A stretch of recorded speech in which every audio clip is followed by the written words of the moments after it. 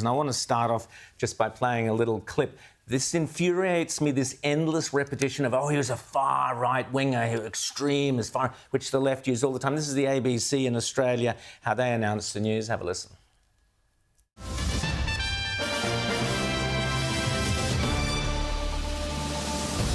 He was a conservative influencer who campaigned for gun rights. Now, the American right-wing commentator Charlie Kirk has been shot and killed in what's been described as a political assassination. So there you have it, James. All accused, far-right guns, exactly what you were talking about. Disgusting. Disgusting. It's so far removed from the real man. It's removed from the real man, and I'll tell you, none of the people here on the ABC or any of the other people we're going to see here today spent any time listening to what Charlie Kirk had to say. They had no idea what his whole thing, which was about free speech and Socratic dialogue, which are two things that the left hates, because the left's argument techniques are shut up or we'll smash your store window. Shut up or we'll shoot you. Yeah, shut up or we'll shoot you. That's their technique. And it reminds me so much also, like when Kim McWilliams, the managing director of the ABC, had that whole line about ABC, about Joe Rogan, when he was giving the press club speech. It was clear he'd never listened to a minute of the man. But it's this sort of thing here. Exactly, but I want to ask Rita about one of our politicians here. A so-called independent environmentalist, Zali Steggall, at a beautiful electorate on Sydney's beaches. What happened there? She seemed to be quite like some of the controversial posts about Charlie Kirk's death. Yes, she did. She liked one by a leftist influencer that has been deleted. This is how bad this post was. Even this far leftist, what's her name, Hannah Ferguson, she deleted it, but not before Zali Steggall liked it. And it was a post that was seeking to rationalise this assassination, saying that, sometimes violence is necessary. Does this murder advance the leftist agenda? No, it doesn't. But, I can understand why people... It was an absolutely despicable, morally bankrupt post. The ideas in it, I think... You know what? I actually don't mind seeing stuff like this because I think sunlight is the best disinfectant. Yeah, we know what they're thinking. And when people show you who they are, you believe them. And when people go and share this disgusting content, when they like it, Zali Steggall needs to explain this. Zali Steggall needs to explain why she endorsed this post. If it wasn't her, if it was a staff member, what is she doing about it? She hasn't answered any questions. We've gone to her office and she has refused to provide any sort of explanation. And Secretary of State Marco Rubio has said people who indulge in this sort of disgusting antics in the aftermath of Charlie Kirk's murder, they're not welcome in the US. So we might have some very high-profile individuals who will not be allowed into the US. And I can say there won't be too many Americans who will be upset about that. I mean, sure, there will be some on the left, but I think most Americans don't want people who can sit there and try to rationalise a brutal murder, a man being shot and killed in front of his family because he was having a debate. Why would you want those sorts of people in your country? And let's make the point, James, that Zali Steggall replaced former Prime Minister Tony Abbott in his electorate. So this is a wealthy Sydney electorate. Her entire campaign, her entire political position is climate change and we've got to save the planet and all this and look after the kids and so on.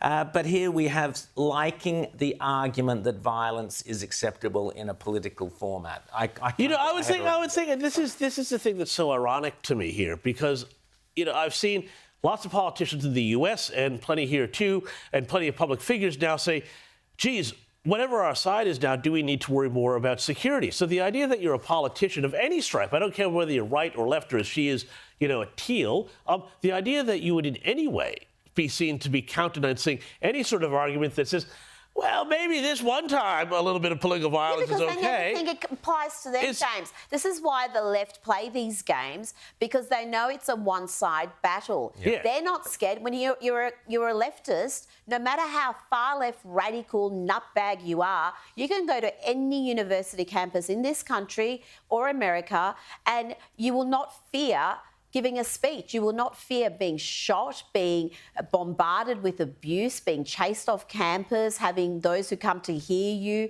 be violently attacked.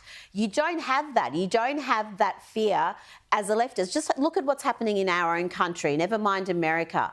It is a one-sided fight. So, Yes. yeah, I'm not surprised we've got leftist politicians indulging in this sort of moral decay because it doesn't apply to them. She will not fear that. And now Well, she won't. No, I'm sorry. And I'm not saying she should fear it. I'm not saying she should fear it either. But you see, history is a funny thing, right? History is a really funny thing. And there have been plenty of examples in history when people have thought, oh, no, I'm off with the good guys on the left here, and they're going to send their violence somewhere else. And I tell you what, eventually you wind up to the right of the people who got the guns, and then you are in strife. And this, I'm not saying that's going to. I'm not saying that's going to happen in Australia. Yeah. Pray it doesn't happen in Australia. But the point is that once you start to normalize, it's this whole normalization of political violence. I want to carry on. Okay. Go on with this here for a second, because there's also this other sort of move, and it's, again, intellectually bankrupt. And we need to talk about these sorts of intellectually bankrupt defenses for this murder, and where they're trying to minimize this into kind of just the background noise of life. Oh, well, somebody got shot. Babies are dying in Gaza. Somebody starved here, this sort of thing. You know, and how can you be mad about Charlie Kirk when all of these other things that we on the left are concerned about are happening? What that is doing, it is a conscious effort to minimize the horror of what happened so that it can happen again. This is what is being set up here. It is sinister. It is evil. The surface has been scratched. We see what's underneath it there. I want to go on, Rita, to the way in which these people come out of these universities, come out of this kind of hard left indoctrination centres, and then go on to either become podcasters or work in politics or staffers. And this is the long march through the institutions. I'll be talking about that later. But have a listen to someone who is supposedly an influencer in Australia, Clementine Ford. She was a journalist for a while, probably still thinks she is. But have a listen to the level of not only, in my opinion, depravity, but kind of absolutely ridiculous and muddled thinking from this individual speaking about Charlie Kirk.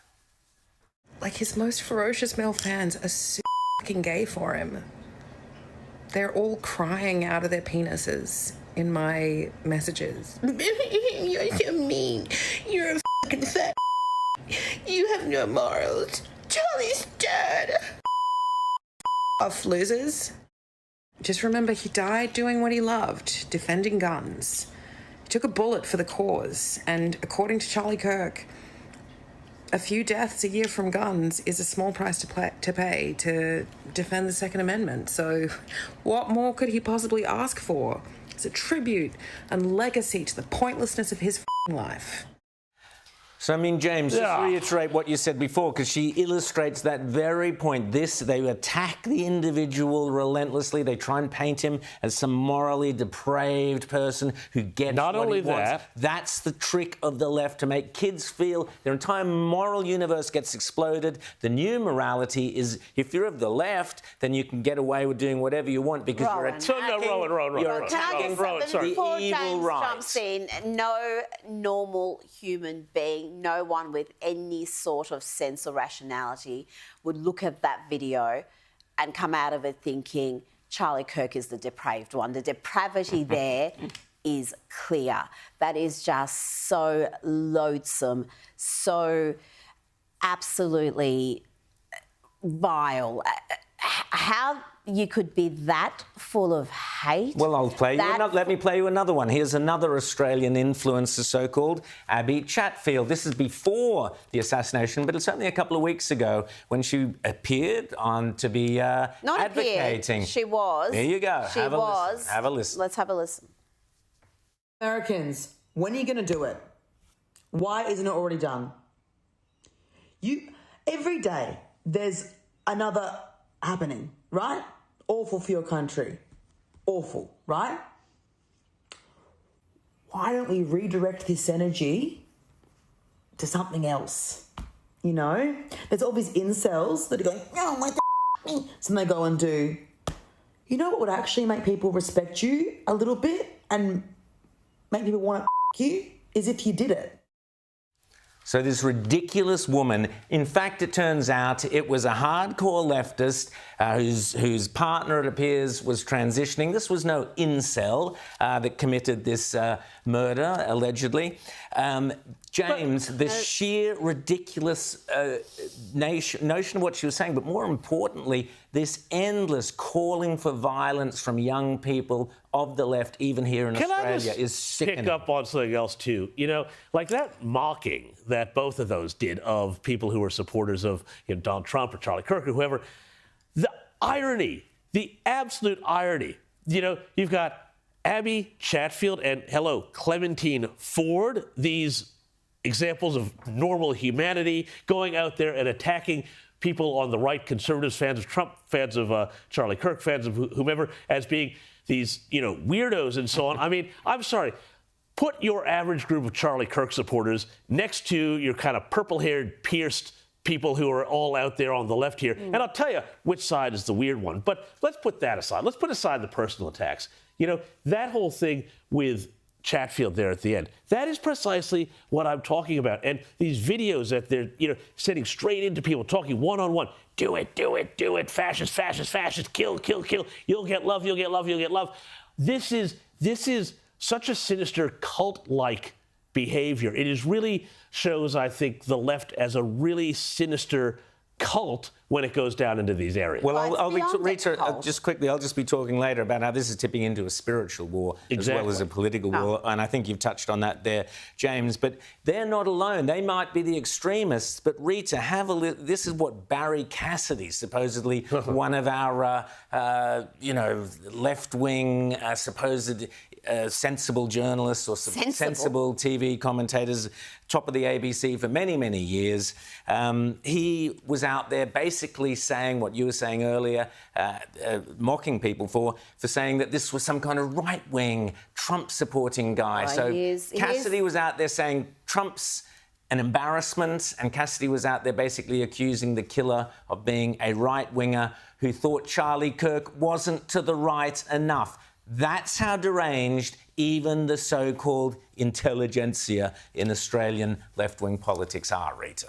Well, we're not a very bright country, if that's the Barry Cassidy, I mean, you would think he would be old enough to know better. It's one thing to have these young, demented banshees just mouthing off for attention on Instagram and TikTok, but some elder statesman of Australian journalism falling for this craziness. And you've got to think, how can you post? He deleted the post, so do we give him credit for that? I didn't see an apology or a correction, but he did delete it, but not before it had circulated. And their readiness, their eagerness to believe the unbelievable, that it must be a Trump supporter who shot the man who helped to get Trump elected. Yeah, think about that. Not so bright, like you said, exactly. James. Well, no, exactly. But I mean, this is what passes for mainstream thought now on the left. I mean, the ABC, as you say, Barry Cassidy, eminent doyen of that kind of sort of Balmain sort of journalism that he committed. I would be very interested to see next week's Media Watch to see whether or not they take on. Are you kidding me? Of course they won't. Of course they won't. We'll just feature this show saying that our reaction is the problem. We're pouncing. We're pouncing. On this issue. We're politicizing. You'll be talking pouncing. I'm talking about pouncing later on in the show. Political murder. I mean, how dare we?